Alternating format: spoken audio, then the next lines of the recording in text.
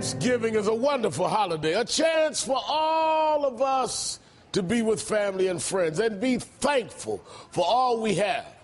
Of course, at some Thanksgiving tables, there's that one guest who just ruins the dinner conversation with his political arguments. You know what I'm talking about. He might be your brother-in-law who gets all his talking points from Rush Limbaugh. Or maybe it's your aunt repeating points from the fan balance crowd.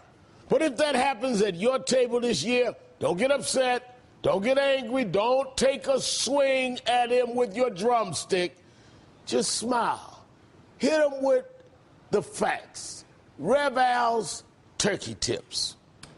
I am thankful for this meal, and I am thankful for my yacht, and I am thankful to live in a country that gave us Ronald Reagan.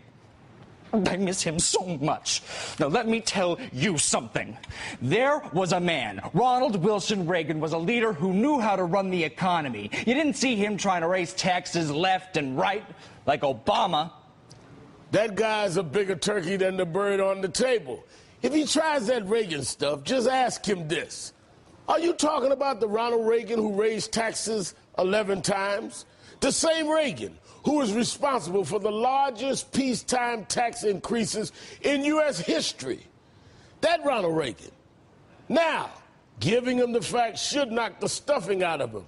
But you know he'll bounce right back to the next talking point by the time you pass the sweet potatoes. If John Boehner and Eric Cantor have taught us anything, it's that you can't raise taxes on job creators. The job creators. The Bush tax cuts are the only thing saving this economy from going down the tubes. Now, when it comes to distorting the real story about tax cuts, you can let this guy pass the gravy, but please don't give him a pass on the truth.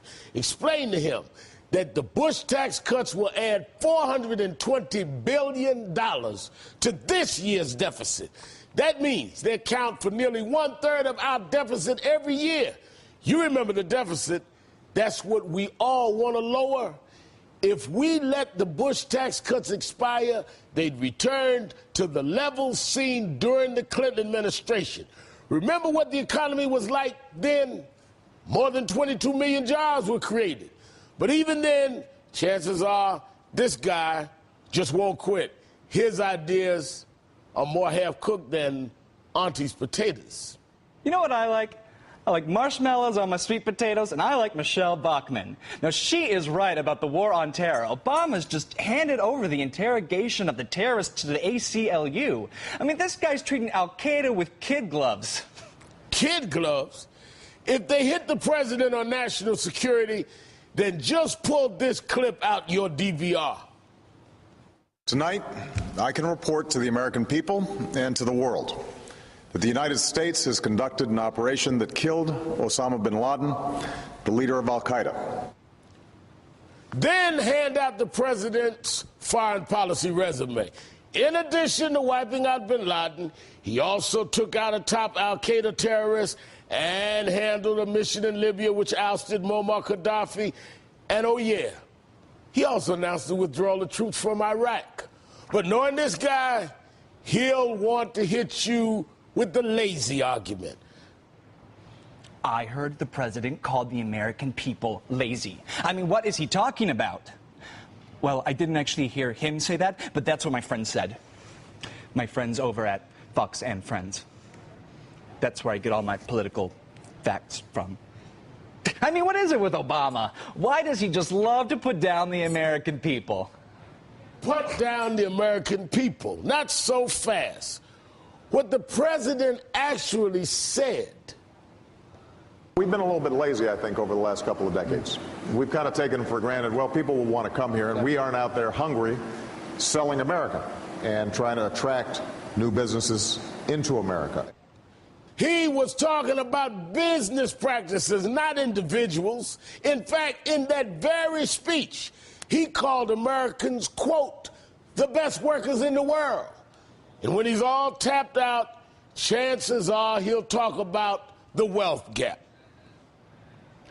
As we sit down to this beautiful feast, I think we should take one moment to reflect that half the people in this country are getting a free lunch. And between them and those dirty hippies down at Wall Street, this country is going to hell in a handbasket. Folks, there is reasons, real reasons why this country is up in arms about income inequality.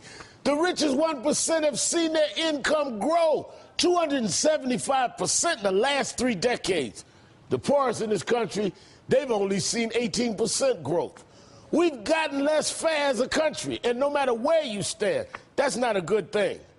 After all this, your dinner guest should be giving thanks to you for enlightening him. Thank you, Reverend. You're welcome. I'd like to thank Todd Briscoe for helping us out tonight as our dinner guest. You can get more information on Todd and his sketch group at politicalsubversities.com.